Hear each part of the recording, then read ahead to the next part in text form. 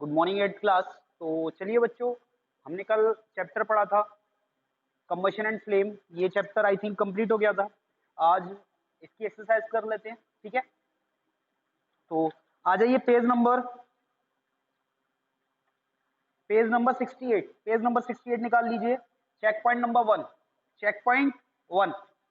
चलिए एक्सरसाइज करते हैं। पेज नंबर 68, चेक पॉइंट 1, ठीक है। चेक पॉइंट 1 करने हैं, पेज नंबर 68 निकाल लीजिए। First question, question number 1, circle the non combustible substances from the following, ठीक है। तो हमें नॉन कंबस्टेबल सब्सटेंसेस के सब्सटेंसेस पे क्या लगाना है, सर्कल लगाना है। तो कौन कौन से नॉन कंबस्टेबल सब्सटेंसेस हो जाएंगे? आंसर फर्स्ट, स्टोन हो जाएगा, स्टोन नहीं जलता, ठीक है। पेट्रोल जलता है, केरोसिन जलता है, ठीक है। वुड जलता है, ग्लास नहीं जलता, कांच नहीं जलता। इसके साथ साथ मार्बल्स, मार्बल क्या होते हैं? मार्बल होते हैं कंचे, कंचे। तो मार्बल्स, ये सारे के सारे क्या हैं? इन पे आपको क्या लगाना है? गोला लगाना है, ठीक है। क्वेश्चन लिखिए पूरा, उसके बाद गोला लगा दीजिए। ये सब्सटेंसेस हैं जो जलते नहीं है। या फिर क्वेश्चन मत लिखिए, आप आंसर लिख दिए, आंसर में सारे के सारे लिख लेना, stone, petrol, kerosene, wood, glass, marble, और इन पे गोला लगा देना, ठीक है। फर्स्ट क्वेश्चन हो गया, समझ में आ गया। आपको क्या करना है? चेक पॉइंट 1 हेडिंग डालनी है, आंसर नंबर 1 लिखेंगे, आंसर नंबर 1 लिखेंगे, और आंसर में लिखेंगे stone, petrol, kerosene, wood, glass, marbles, और इन तीनों पे आप गोला लगा देंगे। ये नॉन कंबस्टेबल सब्सटेंसेस है। Second question, answer second, answer second question क्या है? List the condition necessary for combustion to occur. बच्चों, चेक पॉइंट 1 का आंसर नंबर 2, आंसर नंबर 2 जो है वो, उसका आंसर मिलेगा आपको पेज नंबर 67 पे। किस पे मिलेगा? पेज नंबर 67, ठीक है। इसमें हम टिक लगा लीजिए, आप टिक लगा लीजिए। पेज नंबर 67 पे लिखा हुआ है ना, what are the condition necessary for the combustion to occur. एक बच्चे का फोटो बना हुआ है, वहां पे लिखा हुआ ना, उसके नीचे से टिक लगा लो। आंसर होगा the 3 condition necessary for combustion to occur are presence of air और oxygen, also called supporter of combustion, a combustible substance, fuel, ignition, temperature. ये तीनों ग्रीन ग्रीन पॉइंट है ना, ये पूरा लिखा जाएगा। यहां से लिखा जाएगा 3 condition necessary for combustion to occur are presence of air और oxygen, also supporter of the combustion, also called the supporter of combustion, a combustible substances, ignition, temperature. ये आंसर हो गया आपका, ठीक है, लिख लिया होगा। चलिए answer number 3, answer number 3 question क्या है, पहले क्वेश्चन पढ़ लेते हैं। What is the combustible substances? What is combustible substances? वो चीजें क्या होती हैं जो जलती हैं, ठीक है। कंबस्टेबल सब्सटेंसेस क्या होते हैं? तो इसका आंसर आपको मिलेगा पेज नंबर 67 पे, पेज नंबर 67 पे। इसका भी आंसर कहां पे है? पेज नंबर 67 निकाल लो। चलिए 67 निकाल लीजिए। फिर यहां पे ये लिखा हुआ है ना, पहला पॉइंट, ये एक्टिविटी 2 के जस्ट नीचे क्या लिखा हुआ है? सब्सटेंसेस दैट कैन बर्न और catch fire are called the combustible substances, ठीक है। तो ये आपका आंसर हो जाएगा। मैं वापस से बोल रहा हूं, इसका आंसर क्या होगा? The substances that can burn और catch fire are called combustible substances. मिल गया आपको? मिल गया सबको? ठीक है, एक्टिविटी 2 के जस्ट नीचे। चलिए वेरी गुड, आगे बढ़ते हैं। Question number 4, answer question number 4 क्या है, इसका आंसर क्या होगा?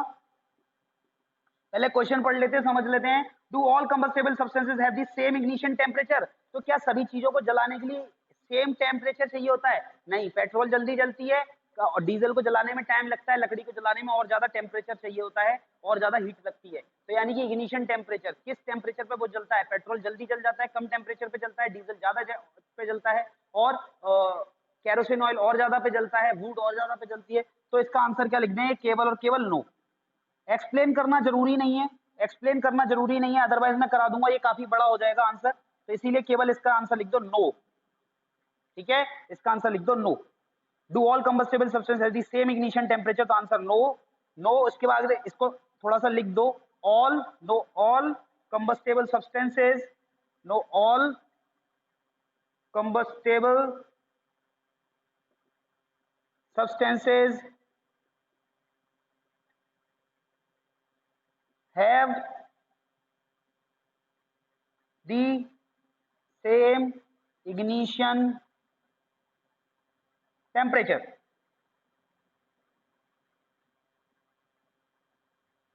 लिख लिया, लिख लिया। फोर्थ का आंसर क्या लिखेंगे? No all combustible substance have not, no all the combustible substance have not the ignition, not have not the same ignition temperature. No all combustible substances do not have, no all combustible substance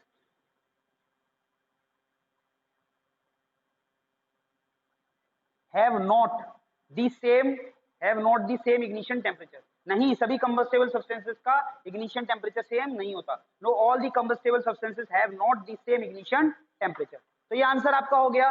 ठीक है, चलिए check point 2 पे आ जाएंगे। Check point 2 कहाँ पे है? Page number 70 निकाल लीजिए, पेज नंबर 70 निकाल दीजिए, हटा दें इसको, रफ कर दें।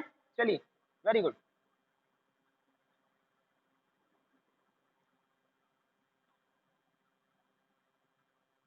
चेक पॉइंट 2, ठीक है। आंसर नंबर 1, आंसर नंबर 1 पहला क्वेश्चन क्या है?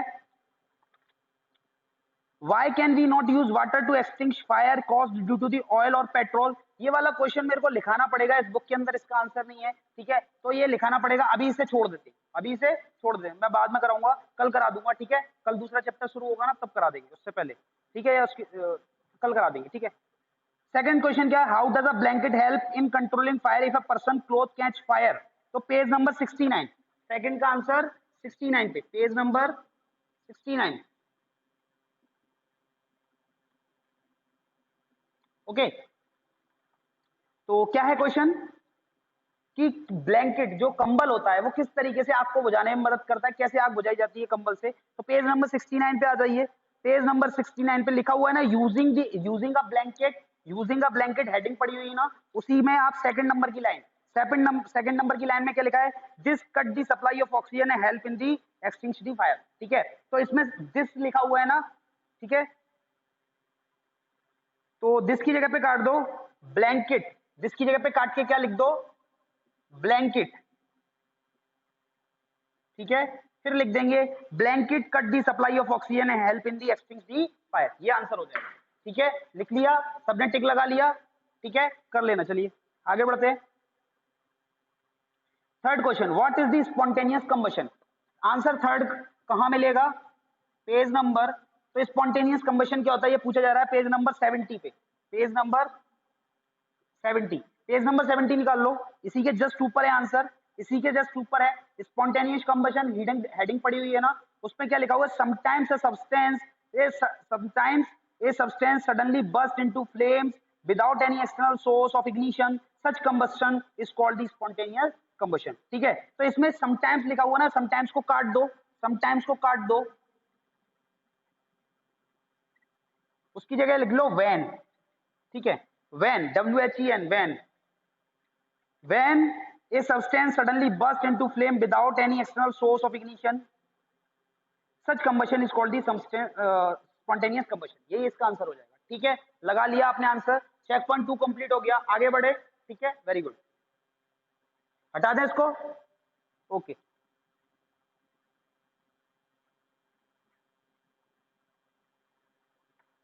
चलिए आगे बढ़ते हैं। इसके बाद आ जाइए checkpoint 3, checkpoint 3 page number 72,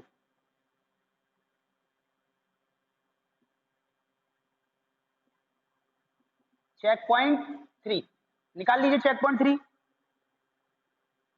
checkpoint 3 का फर्स्ट, ये दो फिलअप है, फिलअप बहुत सिंपल है। येलो फ्लेम हैज, तो yellow flame has fill up temperature, तो क्या आ जाएगा पहले में? About 1200 degree Celsius. ठीक है, अबाउट क्यों बोला गया है? क्योंकि लगभग, एग्जैक्ट नहीं होता लेकिन लगभग होता है, मतलब थोड़ा बहुत कम ज्यादा हो सकता है, लेकिन तकरीबन 1200 डिग्री सेल्सियस टेम्परेचर होता है। तो पहले का आंसर क्या आ जाएगा? Yellow flame has about 1200 degree Celsius temperature. Second का आंसर क्या होगा?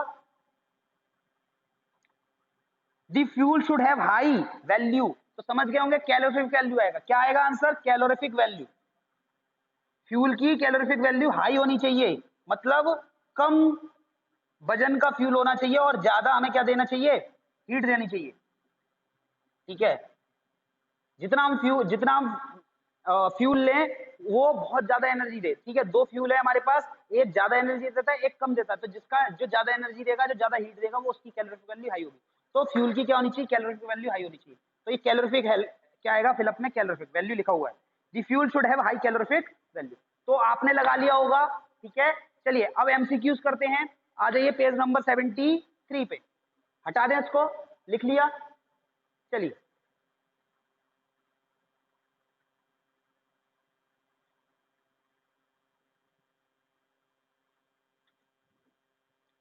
ओके, फर्स्ट एमसीक्यू क्या है, एमसीक्यू फर्स्ट क्या है, the unit for calorific value is the unit for calorific value is kilojoule, kilojoule पर सेंटीमीटर, किलोजूल पर मिलीमीटर, किलोजूल पर किलोग्राम। तो ये तो हमने कल भी डिस्कस किया था, अच्छे से समझाया था, परसों भी डिस्कस किया था, तो आपको समझ में आ गया होगा क्या आंसर आएगा, किलोजूल पर किलोग्राम। तो पहले का आंसर लगा लो डी, फर्स्ट का आंसर डी, फर्स्ट का answer D. Second, due to complete combustion a fuel give out blue flame, yellow flame, green flame, black flame. तो कौन सी फ्लेम मिलती है कंप्लीट कंबशन में, ब्लू फ्लेम मिलती है। कौन सी, ब्लू फ्लेम। आपके गैस स्टोव में आपके जो घर में चूल्हा होता है उसमें से कैसी रोशनी निकलती है, ब्लू निकलती है ना। चलिए तो लगा लीजिए ब्लू फ्लेम। तो फर्स्ट का आंसर क्या हो जाएगा, सॉरी सेकंड का आंसर क्या हो जाएगा, टू, टू का क्या हो जाएगा, ए, ब्लू फ्लेम। ठीक है, तो पहले का हो जाएगा डी, फर्स्ट का डी, एमसीक्यू, फर्स्ट का डी, सेकंड का, सेकंड का क्या हो जाएगा ए। ठीक है, थर्ड, थर्ड क्या है, the highest temperature zone of the candle flame, highest temperature क्या है कैंडल जोन का, sorry the highest temperature zone of the candle flame. तो कैंडल में तीन जोन होते हैं, inner zone, outer zone and inner zone, middle zone and outer zone. तो highest temperature किसका होता है, आउटर जोन का। ठीक है, तो इसका आंसर क्या आ जाएगा, आउटर जोन, यानी कि थर्ड का सी। ठीक है, fourth, this zone is dark black in colour. तो कौन सा डार्क ब्लैक इन कलर होता है, सबसे इनर जोन होता है, सबसे अंदर वाला जोन। तो क्या आंसर आ जाएगा, फोर्थ का बी, फोर्थ का बी, सॉरी डी लिख दिया मैंने, बी, फोर्थ का बी, बी हो जाएगा इनर इनर जोन। तो डार्क ब्लैक कलर का कौन सा जोन होता है, इनर जोन होता है। फिर इसके बाद fifth, this gas is not responsible for acid rain. तो कौन सी गैस जो है वो रेस्पॉन्सिबल नहीं होती है एसिड रेन के लिए। तो देखिए यहाँ पे आपने नाइट्रोजन डाइऑक्साइड के बारे में पढ़ा था, ये एसिड रेन करती है। ठीक है, सल्फर डाइऑक्साइड के बारे में पढ़ा था, ये भी एसिड रेन करती है। यहाँ पे लिखा है कौन सी एसिड रेन नहीं करती। तो अब ये नाइट्रोजन डाइऑक्साइड भी करती है, सल्फर डाइऑक्साइड भी करती है, बोथ ए एंड बी, दोनों ए और बी नहीं करती, ये भाई दोनों ही करती हैं। तो इसका आंसर क्या हो जाएगा, फिर बचा क्या, डी, यानी कि मिथेन जो है वो, मिथेन जो है वो एसिड रेन नहीं करती। तो फिफ्थ का आंसर क्या हो जाएगा, डी, फिफ्थ का आंसर क्या हो जाएगा, डी। नेक्स्ट क्या है, this gas is responsible for combustion. Combustion के लिए कौन सी गैस रेस्पॉन्सिबल है, nitrogen, oxygen, carbon dioxide and hydrogen, hydrogen. तो क्या आंसर आ जाएगा, ऑक्सीजन। बिना ऑक्सीजन के कोई चीज नहीं जल सकती, हमने बताया था, तीन कंडीशन नेसेसरी है। तो सिक्स का क्या हो जाएगा, सिक्स का हो जाएगा हमारा बी, ऑक्सीजन। ठीक है, एमसीक्यूज लगा लिए, चलिए फटाफट से लगा लीजिए, हटा दें इसको, हटा दें। चलिए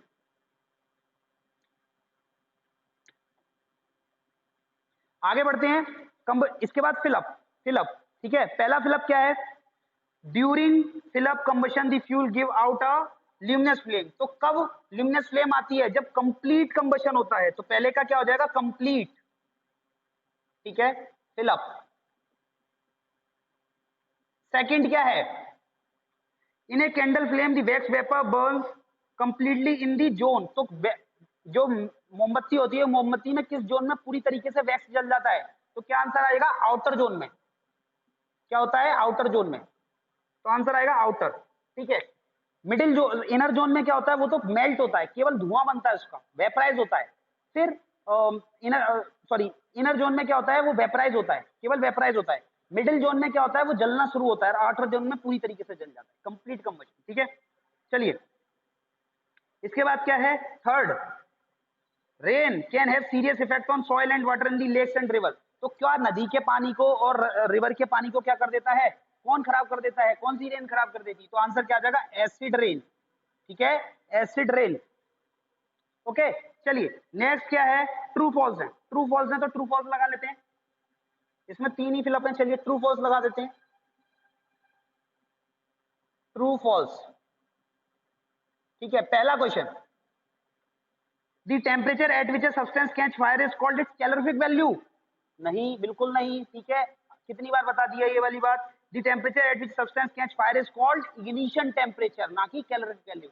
कैलोरीफिक वैल्यू क्या होती है? 1 किलोग्राम फ्यूल जितनी हीट पैदा करेगा उसको क्या बोलते हैं? उसकी कैलोरीफिक वैल्यू बोलते हैं। तो पहले का आंसर क्या हो जाएगा?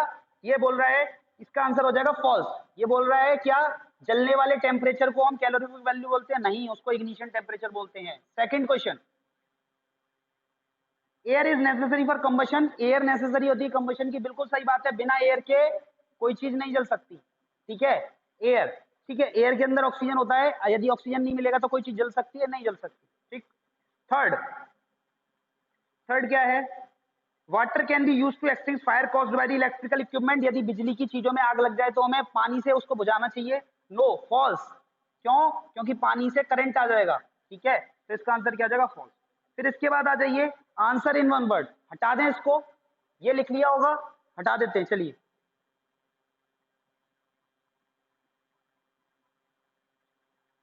Answer in one word.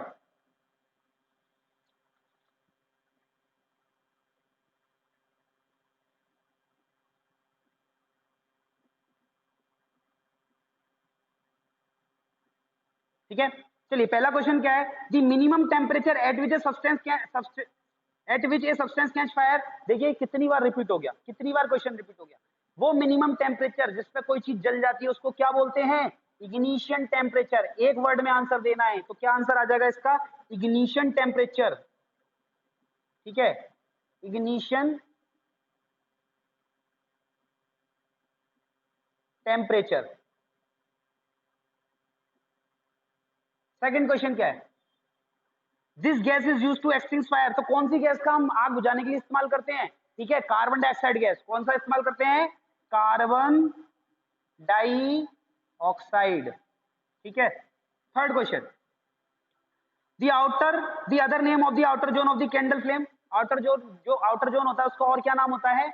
Inner zone का, सबसे इनर जोन का क्या नाम होता है? दूसरा इनर जोन का नाम होता है डार्क जोन। ठीक है, फिर उसके बाद आउटर जोन, मिडिल जोन को क्या बोलते हैं हम? Luminous zone. और आउटर जोन को क्या बोलते हैं? नॉन ल्यूमिनस जोन बोलते हैं। तो आउटर जोन का दूसरा नाम क्या है? Non luminous.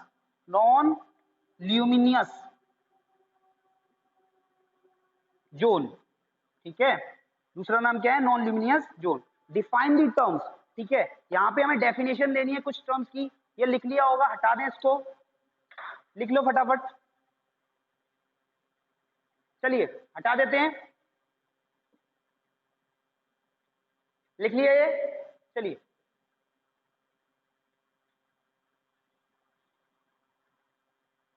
Define the term. तो पहला क्वेश्चन, पहला डेफिनेशन पूछिए, क्या पूछिए? Define these term. ठीक है, terms. First question, first question क्या है? कंबशन। कंबशन की डेफिनेशन देनी है। तो कंबशन की डेफिनेशन कहां मिलेगी? पेज नंबर 67 पे। पेज नंबर 67 निकाल लीजिए फटाफट।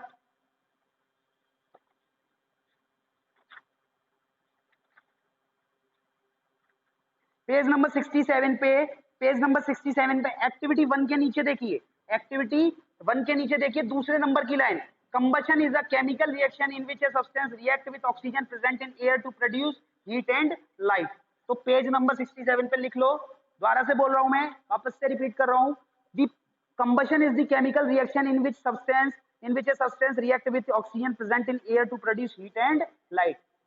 ठीक है, मिल गया सभी को? चलिए, सेकंड क्वेश्चन क्या है? Ignition temperature. Second, ignition temperature, इसका आंसर क्या है? Page number 67। इस पूरे चैप्टर में आपसे केवल और केवल 2-3 चीजें पूछी गई है। इग्निशन टेम्परेचर, ठीक है, कौन कौन सी कंडीशन नेसेसरी है चीज आग को जलाने के लिए, और तीसरा क्या कैलोरीफिक वैल्यू क्या होता है। तो यही क्वेश्चन बार बार रिपीट हो रहा है, तो क्या आप याद नहीं कर पाएंगे? चलिए आगे बढ़ते हैं, पेज नंबर 67 पे आ जाइए। ठीक है, पेज नंबर 67 पे देखिए, ये लिखा हुआ है ना, what are the condition necessary for combustion to occur. Red red heading लिखी हुई है ना, तो उसमें आप पहला पैराग्राफ, दूसरा पैराग्राफ, तीसरा पैराग्राफ छोड़ के देखिए। तीसरा पैराग्राफ छोड़ के देखिए क्या लिखा हुआ है, the minimum temperature at which a substance catch fire is called its ignition temperature. तो टिक लगा लीजिए फटाफट से पेज नंबर 67 पे हेडिंग के नीचे तीसरे नंबर की लाइन, ठीक है, दूसरे कॉलम में तीसरे पैराग्राफ की लाइन क्या है, the minimum temperature at which a substance catch fire is called ignition temperature. सबने टिक लगा लिया। चलिए नेक्स्ट क्या है, नेक्स्ट क्वेश्चन क्या है, कैलोरीफिक वैल्यू। देखिए फिर से कैलोरीफिक वैल्यू, कैलोरीफिक वैल्यू क्या होता है, कैलोरीफिक वैल्यू। तो इसका आंसर कहां मिलेगा, इसका आंसर हमें मिलेगा पेज नंबर 72। पेज नंबर 72 निकाल लीजिए, पेज नंबर 72 निकाल लीजिए, निकाल लिया। चलिए इसके जस्ट बगल में ये 72 पेज नंबर। तो इसमें फ्यूल एफिशिएंसी हेडिंग लिखी हुई है ना, फ्यूल एफिशिएंसी, तो उसमें आपकी दूसरे नंबर की लाइन से लिखेंगे the quantity of heat produced by complete combustion of 1 kilogram of a fuel is called its calorific value. ये इसका आंसर है। दोबारा से बोल रहा हूं, the quantity of heat produced by a complete combustion of 1 kg of fuel is called its calorific value. लगा लिए सभी ने आंसर, सभी ने आंसर टिक कर लिया, बोलो। चलिए ठीक है, ठीक है, वेरी गुड वेरी गुड। आगे आ जाते हैं, answer these questions, answer these questions पे आ जाते हैं, ठीक है, हटा दें इसको, हटा दें। चलिए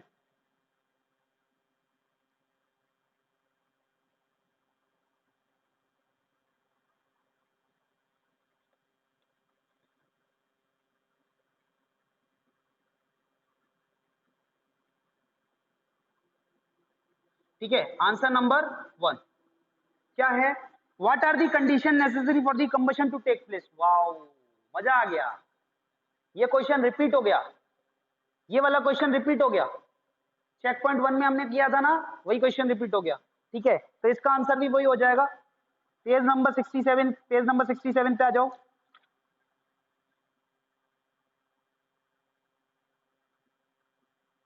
पेज नंबर 67, तो वो लड़का छपा हुआ है ना, उसके जस्ट नीचे, three condition necessary for combustion to occur are presence of air और oxygen also called the supporter of combustion, a combustible substance, fuel, ignition temperature. ये तीनों ही कंडीशन जरूरी हैं, ये लिख लीजिए, लिख लेंगे। आगे बढ़ जाएं, चलिए सेकंड क्वेश्चन, सेकंड क्वेश्चन क्या है, how do water and carbon dioxide gas help in the extinguish fire. तो पेज नंबर 69 निकाल लीजिए, पेज नंबर 69 निकाल लीजिए, ठीक है, निकाल लो फटाफट, निकाल लिया, ठीक है, ठीक है, ठीक है। तो निकाल लीजिए पेज नंबर 69। इसमें सबसे पहले हम हेडिंग लिखेंगे आंसर में वाटर, ठीक है, वाटर के अंदर हम लिखेंगे, वाटर के अंदर सबसे पहली लाइन में ही लिखेंगे, सबसे पहली line page number 69, it work by removing heat and oxygen from the fire triangle, it reduce the temperature of combustible substance below its ignition temperature, water vapor surround the combustible materials, this result in cutting of air supply causing the fire to extinguish। ठीक है, ये वाला answer इतना लंबा हो जाएगा, एक तरीके से लॉन्ग आंसर हो गया आपका, ये पहला लॉन्ग है आपके लिए, ठीक है। तो लिख लेंगे वाटर हेडिंग डाल के उसमें लिख देंगे it work by removing heat and oxygen, heat and it works by removing heat and oxygen from the fire triangle, it reduces the temperature of combustible substance below its ignition temperature, water vapor surround the combustible material, this result in cutting of air supply causing the fire to extinguish। यह पूरा answer लिख लेंगे, ठीक है। फिर इसके बाद second point देखेंगे, सेकंड में क्या है, कार्बन डाइऑक्साइड, कार्बन डाइऑक्साइड, इसके अंदर भी पेज नंबर 69 पे ही आप लिखेंगे।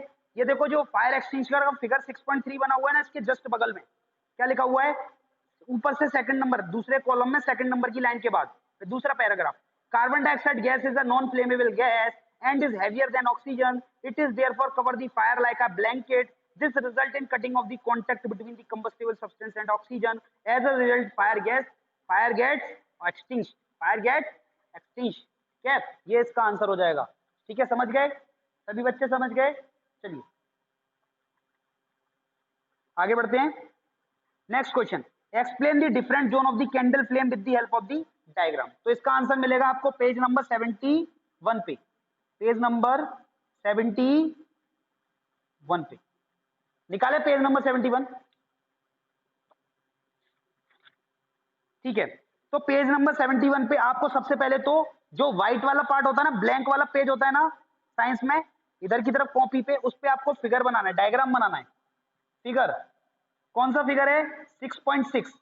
फिगर 6.6 बना लेंगे, बोलो। ठीक है, इसके बाद आप लिखेंगे हेडिंग, यहां पे लिख देते हैं। इसके बाद आप आंसर लिखेंगे, आंसर। आंसर में क्या लिखेंगे? हेडिंग डालेंगे। सबसे पहली हेडिंग क्या होगी?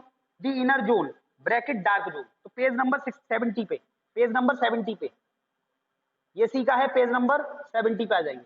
पेज नंबर 70 पे जो हेडिंग है ना वो लिखेंगे the inner zone, inner zone bracket में डार्क जोन, वो हेडिंग डालेंगे। उसमें लिखेंगे दिस जोन इज, अंडरलाइन करते जाओ, this zone is dark black in colour, this zone consist of unburnt wax paper. बस इतना लिखेंगे। इसमें कितना लिखेंगे? बस इतना लिखेंगे the inner zone dark zone, this zone is dark black in colour, this zone consist of unburnt wax paper. लिख लिया इतना? लिख लिया। चलिए सेकंड क्या है? फिर इसके बाद सेकंड हेडिंग डालेंगे दी मिडिल जोन या ल्यूमिनियस जोन, ब्रैकेट में ल्यूमिनियस जोन। इसके अंदर क्या लिखेंगे? ध्यान से सुनना। इसमें पहले तो पहली लाइन लिखेंगे this is the zone where wax vapour start burning. इसमें पहले लिखेंगे this is the zone where the wax vapour start burning. फिर उसके बाद दो लाइन छोड़ देंगे। फिर उसके बाद लिखेंगे the wax vapour does not burn completely in this zone. ठीक है, कंप्लीटली के बाद क्या लिखेंगे? In this zone. मैं रिपीट करता हूं, सेकंड हेडिंग में लिखेंगे the middle zone luminous zone, this is the zone where the wax vapour start burning. इसके बाद दो लाइन छोड़ देंगे। फिर लिखेंगे the wax vapour does not burn completely in this zone, in this zone extra लिख देंगे। ठीक है, कंप्लीटली इन दिस जोन। उसके बाद क्या लगाएंगे? फुल स्टॉप लगाएंगे। ठीक है, फिर इसके बाद तीसरी हेडिंग डालेंगे दी आउटर जोन। इसके बाद तीसरी हेडिंग डालेंगे दी आउटर जोन या नॉन ल्यूमिनियस जोन। तो हेडिंग डालेंगे the outer zone, non luminous zone. इसमें आप टिक करिए, इसमें शुरू की 3 लाइन टिक कर लीजिए। This is the zone where wax vapour burns completely as oxygen is available in plenty in this region. ठीक है, लगा लिया टिक। चलिए, मेरा गला बैठ गया। चलिए आगे बढ़ते हैं, आगे बढ़ते हैं। एक्सप्लेन द डिफरेंट जोन हो गया। चलिए, give reason for the following. हटा दें ये सब, हटा दें। चलिए,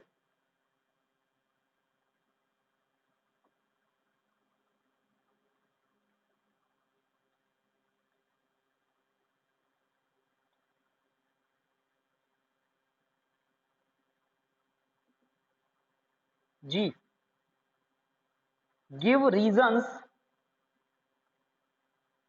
फॉर द फॉलोइंग।